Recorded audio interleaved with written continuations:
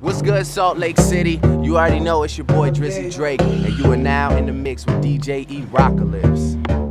Happy Friday to you. What's good? It's your boy Erockalypze. This is the 5 o'clock rollout mix. Yo, we made it. Talk to him. Okay. What up, though, man? It's Big Sean. Oh, God. And whenever I'm in Salt Lake City, I'm chilling with the one and only DJ Erockalypze. Act like you know something. Hey, what's the deal? It's your boy Ty Dolla $ign right here with DJ Erockalypze. Erockalypze, tell us where you're originally from. I'm originally from, I grew up in the San Francisco Bay Area. My family popped around quite a bit, all over the Bay Area. My parents are originally from the Philippines. So. How long have you been DJing? I've been DJing since I was 14. But when I was growing up, I grew up in a very musical family. I had this uncle that was a big local DJ in the Bay Area. And I used to just nerd out in his studio because he had everything. He had turntables, he had tape decks, he had even a vinyl cutting machine in there. And he would take masters and create vinyls from them. And I was always just fascinated by that. And even on top of that too, it was living in the Bay Area, the DJ culture is huge. And some of my heroes are from there or have planted roots there. And so you just soak up that culture. And that's kind of where it started for me. Do you remember the first album you either purchased or received? No. Like I said, I grew up in a very musical family. So there was a turntable. We had massive cassette tape collections. My mom, she ran a successful kind of local performing arts studio in the Bay Area, which was primarily focused on singing and vocals and stuff. Probably some of the first stuff that I bought myself would probably be breakbeats and just scratch records. You know what I mean? D-Styles to Qbert records those were kind of my first ones that I bought because that was genuinely I just wanted to learn how to cut and scratch and that was kind of the first thing. So you, my friend, are on death row. What's going to be your last meal? My last meal? Oh my goodness. If anybody knows me at all, I'm a foodie and I love to eat.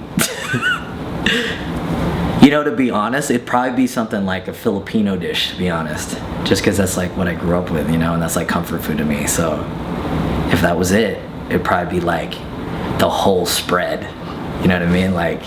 Because when you go, anyone who's been to a Filipino party or has Filipino friends, they know it's like a buffet when you go. So it would have to be that. Yeah, I decided white rice out of a rice cooker and whatever Filipino dish you could bring me. That'd be it. You said you're originally from the Bay. What brought you to Utah? Life brought me to Utah. I had a kid young. I took that road. I got married really young. And our travels brought us to Salt Lake City, Utah. Do you recall what your first table mixer setup was? I do. I remember exactly what it was. What was that? So I always, like I said, I surrounded myself with people who are either in it or around it. And, I did my research, and I figured out that it wasn't worth kind of half-assing the equipment. Techniques were the industry standard, period. And that was the holy grail of turntables. So I could only afford one at the time in high school, with an hourly job and whatnot. And so I bought one Technics turntable, and then I used one of my dad's CD players, and I would just practice beat matching and mixing with one CD player and then a vinyl. And then eventually I was able to get a second turntable. I started on this really crappy Newmark mixer. I can't remember what it was called. Had the little cheat crab button on there. How did you get the name Erockalypze? You know what, man? So friends of mine in high school used to call me E-Rock. But being from the Bay Area, there's a guy who goes by E-Rock, and he's a big DJ. He's from the Bay Area as well. He's actually 3 years older than myself, and he actually went to the same high school as me. He knew my sister. He was in her grade. So I knew like if I was gonna do this professionally, you know, it's just like an unspoken rule in hip hop. You know what I mean? Like, you don't jack someone else's name. So we just put a little spin on it, and it came out Erockalypze. How did you get started in radio? You know what, man? So, like I said, I you know, in the Bay Area, that was part of the reason why I wanted to get into DJing, because there was really dope DJs on the radio, especially out in the Bay, especially during the 90s, you know what I mean, and early 2000s, and now, and even today. So I created a MySpace page, and it was really just for coworkers and for friends and family, and I was just putting mixes up there. I was putting remixes, edits, like, you know, I had just got into Serato. This was like in, I want to say 04, 05. And so, you know, that sparks obviously creativity in DJs, because it was like, oh man, I don't have to go out and buy 3 or 4 copies of everything anymore, and I could do all sorts of things with this. So I put stuff up on MySpace, and then I got contacted on MySpace from U92 actually, and the promotions director Flacco at the time sent me a message and was like, hey, we've got this contest, we're inviting 4 DJs to battle each other, and we want you to be one of them. So long story short, I won the contest, and then I wanted a job at U92, and I just started as a mixer. I just started doing the street stuff, like the street team stuff. I started DJing just at like car dealerships, and then they approached me and were like, what do you think about doing a drive time mix show? And of course I was completely flattered, and I was like, yeah, let's do this, let's do it, I'll make it work. Like, and so every day I was just driving from my retail job, and then doing a show for an hour, and then coming right back and doing another job. And that's kind of where it started. And once people started to hear me on the radio, like, I'm so thankful for that outlet, because it really did carve out my career in my case, for sure. What comes to mind when I say Summer Jam? So first thoughts that come to my mind when you think Summer Jam, especially here, it's the big annual event everybody waits for. You know, Summer Jam to me is just a fun gathering of all walks of life here in Utah. Some people even come from out of state to come see these artists, and we just put together the best show we can every year.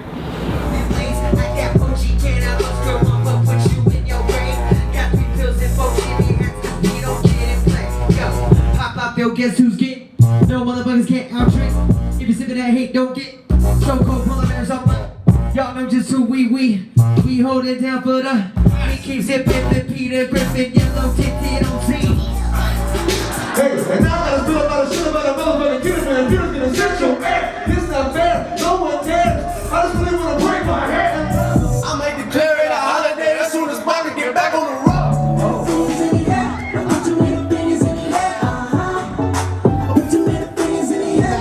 Ladies on my airboat, ain't for the show. Air madam on my team is the top general.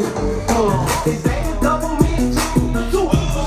How my ladies beating up on making me? That's it. Go. Okay, ladies. Stop playing, girl, shake that shit. Salt Lake City. Down, for what? Spin it all, let the mall, Louis Vuitton, she lazy. Now I'ma go crazy now, baby, you know that your looks undeceiving.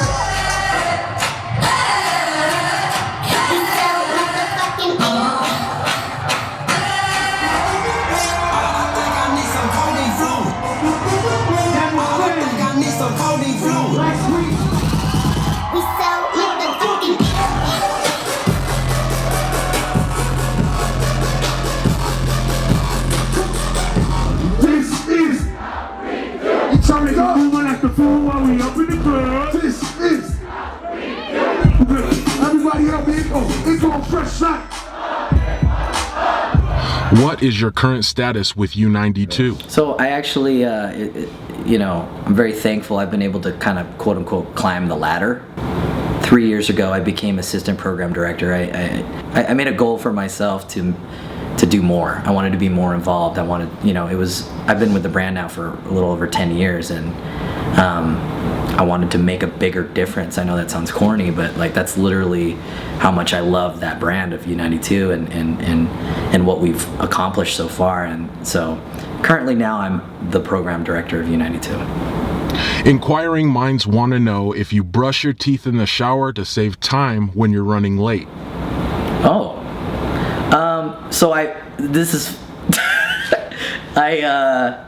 no, but it's funny because that's funny you say that. So Ben, who's part of the mixtapes, like he laughed at me because, you know, I just recently discovered the Sonic hair system, and like it's like the best thing ever for me, and I didn't know it's actually waterproof. Like you could actually go into the shower with it. So no, I have not brushed my teeth yet with it in the shower.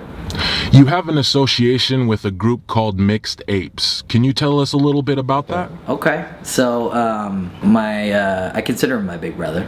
My boy Latu has a friend named Ben, and really super talented drummer, actually talented musician. That guy could play every instrument, literally. And one night, it was the Friday after Thanksgiving one year. I can't remember the exact year, but they were gonna play at one of my residencies, and they invited me out. They were like, how cool would it be if you came out and played with us? So Latu obviously was on the turntables, and Ben is a really talented drummer. And so they invited me to come through, and we rocked it with 4 turntables and a drum set, and that's kind of where Mixtapes came from. And the reason why it's called Mixtapes is because they all used to wear gorilla masks. That was just kind of the thing. Like it was just something different. And you know, if you walk into a spot and you're like, yo, why are there gorillas playing a bunch of stuff? And they're kind of rocking this shit. You know what I mean? So like, yeah, that's how it kind of came about. And then just because of scheduling and stuff, like sometimes you just see Ben and I, sometimes you just see Ben and Latu, and sometimes you see all 3 of us. But it's just a collective of just us 3, just having fun. So one thing I want to tell you, man, these is family. These guys right here are family. DJ Erockalypze, make some noise. The homie, Benny Danger. And I've got to introduce the most entertaining duo in Salt Lake City, the Mixed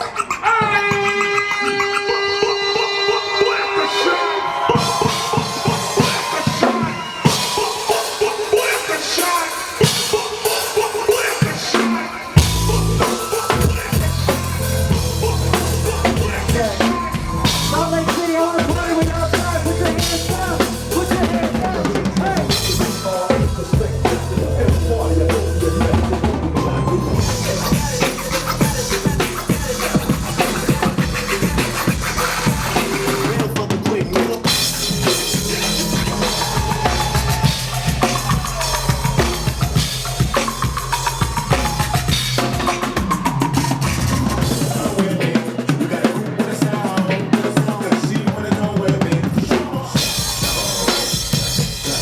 Air Max or Air Force Ones? Oh my goodness. Well, I gotta say, for me, it's gonna be Air Maxes. Like, I'm not a huge sneakerhead.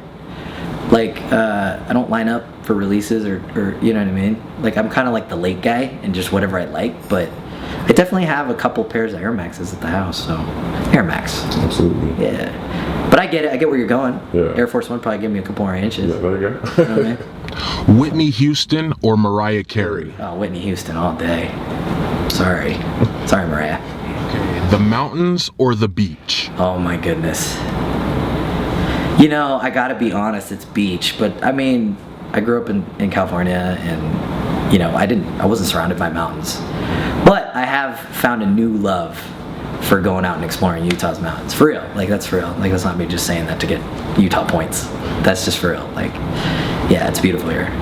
What's your all-time favorite gaming system? All-time gaming system? Ooh. You know, it's neck to neck between the original Nintendo and then every pretty much Sega machine that followed. But I would definitely say I was more hardcore into the Sega scene back then, because I went from like the Genesis to the Sega CD, so it was like the big attachment that you'd like put the Genesis in. My wife's gonna really tease me about this. And then they came out with this 32X, I don't even know if people know about this, because it only lasted like a year, and it went into the Genesis, and it turned the whole thing into 32-bit, which was what like the PlayStation was.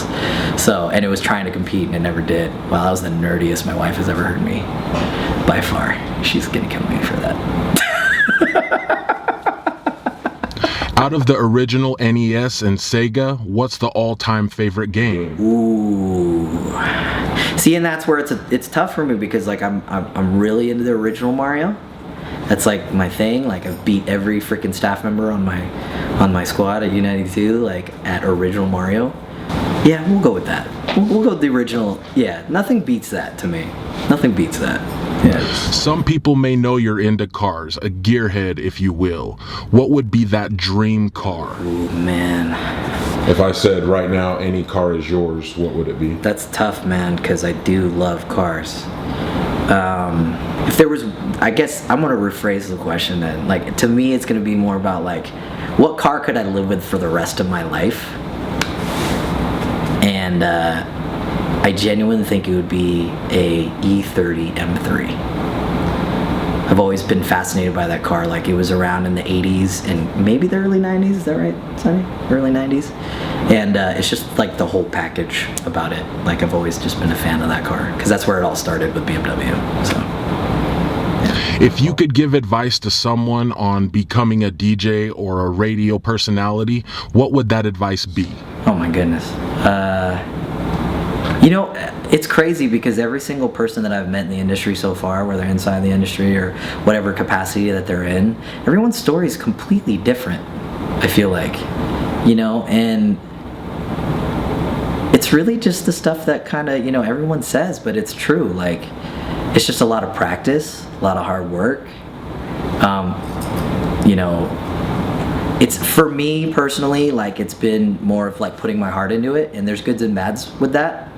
But at the end of the day, it's worked for me, because that's just kind of who I am, you know what I mean? Like, I put my heart into the things that I do, and it's just worked out for me. So I don't know, I guess just set your goal and go for it, you know, because I don't have a college education. I never thought that this would become, I really never thought that I'd be able to live off of this. DJing for me originally was just because I was so fascinated by it and I loved it. And when I got into it, if I had the opportunity to play in front of people, I would do it. If I didn't, it was cool. I was still doing it at home. And yeah, so if you want to do it, just go for it. That's it. That's all.